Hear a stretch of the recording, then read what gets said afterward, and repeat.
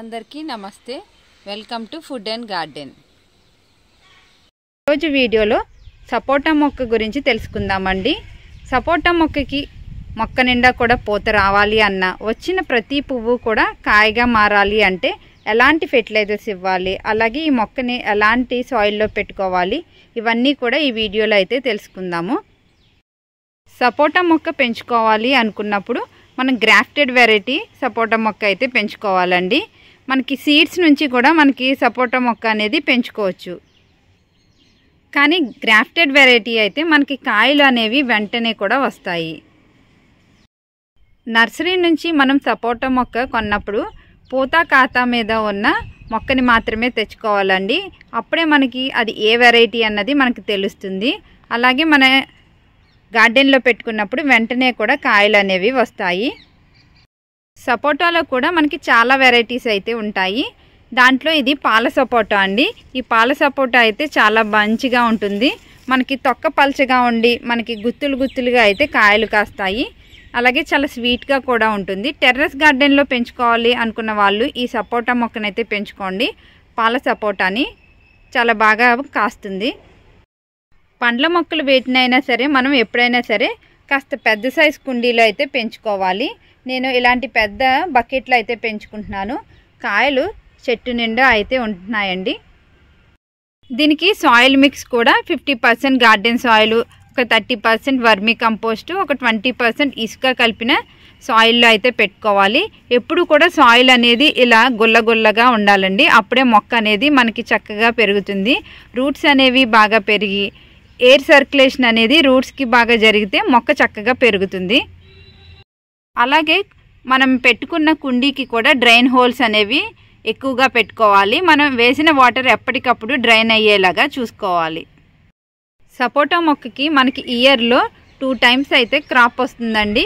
ఫిబ్రవరి మార్చి నెలలో మనకి పూత అనేది చెట్టు నిండా వచ్చి ఆ పూత కాయగా మారడానికి మనం హార్వెస్ట్ చేసుకోవడానికి జూన్ జూలై వరకు పడుతుంది.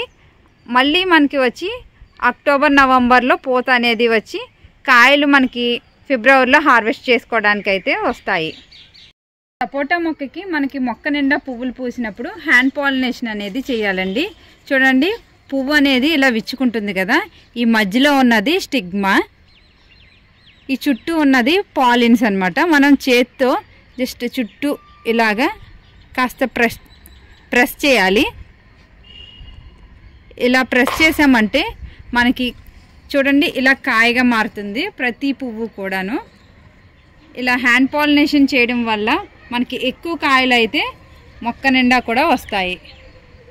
సపోటా మొక్కకి పూత వచ్చినప్పుడు ఫెర్టిలైజర్స్ అనేవి ఇవ్వాలి. ఆర్గానిక్ ఫెర్టిలైజర్స్ ఇస్తే చాలా బాగా కాయలు అనేవి వస్తాయి. మనం మజ్జిగను 3 to 4 days బయట వదిలేసామంటే చక్కగా పులుస్తుంది. ఇలా పులిసిన మజ్జిగలో నైట్రోజన్, ఫాస్ఫరస్ ఎక్కువగా ఉంటాయి. ఈ పుల్లటి మజ్జిగను 1:10 రేషియోలో డైల్యూట్ చేసి స్ప్రేయర్ బాటిల్లో వేసుకుని మొక్క అంతా తడిచేలాగా, ఆకులు పువ్వులు అన్నీ కూడా తడిచేలాగా మనం స్ప్రే చేయాలి. ఇలా స్ప్రే చేయడం వలన వచ్చిన ప్రతి పువ్వు కూడా కాయ కింద మారుతుంది. అలాగే ఈ పుల్లటి మజ్జిగను సపోటా మొక్క పెట్టిన సాయిల్లో అయితే వేయాలండి. ఇలా వేయడం వల్ల మొక్క అనేది హెల్తీగా పెరుగుతుంది. సపోటా మొక్కకి నైట్రోజన్ రిచ్ సాయిల్లో చాలా బాగా పెరుగుతుంది. మొక్క చూసారా ఇలాగా పూత వస్తుంది. ఇలా కాయలు చిన్నగా అయితే స్టార్ట్ అయినాయి. ఇక్కడ పెద్ద సైజ్ కాయ అయితే ఉంది చూడండి.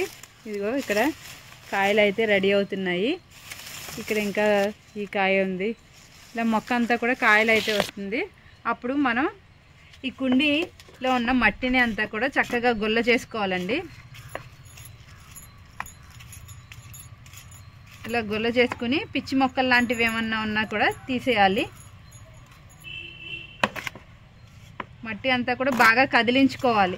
మనం ఎవ్రీ 15 daysకి ఒకసారి ఇలా మట్టిని కదిలించడం వలన రూట్స్ చక్కగా పెరుగుతాయండి. ఇలా అంతా కదిలించిన తర్వాత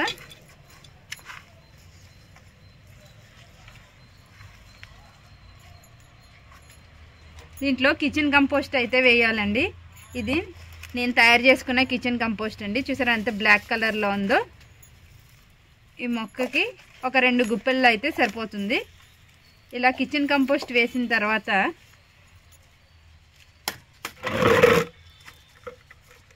మొక్కకి వాటర్ అయితే ఫుల్గా చేయాలండి. మనం ఎప్పుడైనా కంపోస్ట్ ఇచ్చిన తర్వాత మొక్క అంతా కూడా తడిచేలాగా మనం ఒకసారి వాటర్ చేయాలి. అప్పుడే ఈ కంపోస్ట్ అనేది మొక్కకి అందుతుంది. సపోటా మొక్కకి టిప్స్ అనేవి కట్ చేయాలండి. ఇలా టిప్స్ కట్ చేయడం వల్ల మనకి సైడ్ బ్రాంచెస్ అనేవి ఎక్కువగా వస్తాయి. ఈ టిప్స్ కట్ చేసినప్పుడు కట్టర్ని కూడా మనం మంచిగా స్టెరిలైజ్ చేసి అయితే తీసుకోవాలి. అలా స్టెరిలైజ్ చేయకపోతే మనకి ఇన్ఫెక్షన్స్ అనేవి ఈ మొక్కకి వచ్చే ఛాన్సెస్ ఉంటాయి. ఇలా ఈ కొమ్మకి చూడండి, టిప్స్ కట్ చేయడం వలన ఒక 5-6 కొమ్మలు అయితే సైడ్ బ్రాంచెస్ ఎంత చక్కగా వచ్చాయి చూసారా. ఇలా టిప్స్ కట్ చేసినప్పుడు సపోటా మొక్కకి పాలు లాగా కారుతుందండి.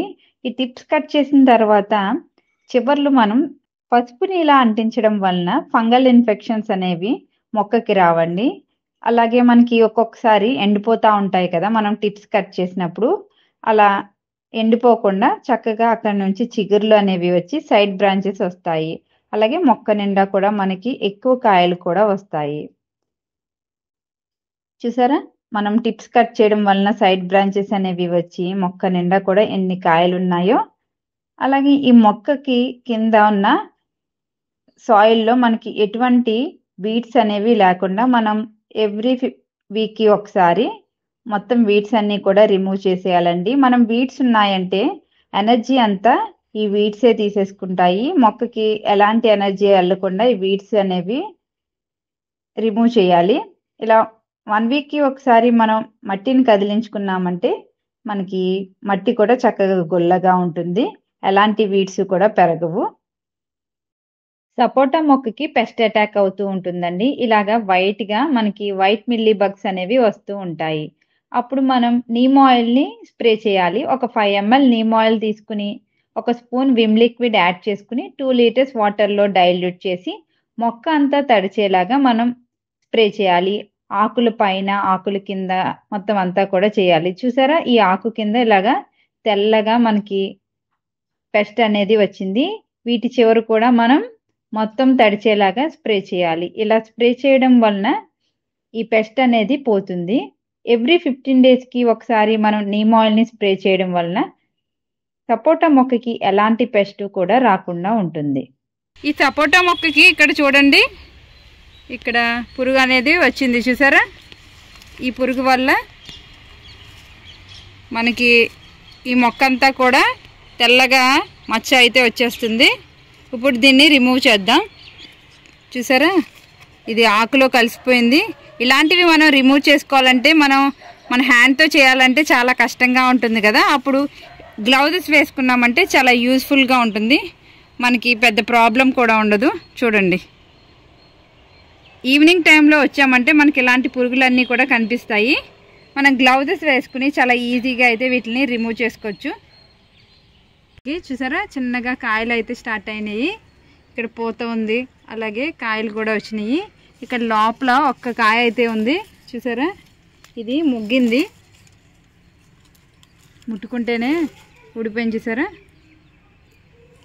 చెట్టుకే ముగ్గింది. దీన్ని అయితే ఓపెన్ చేసి చూద్దాము.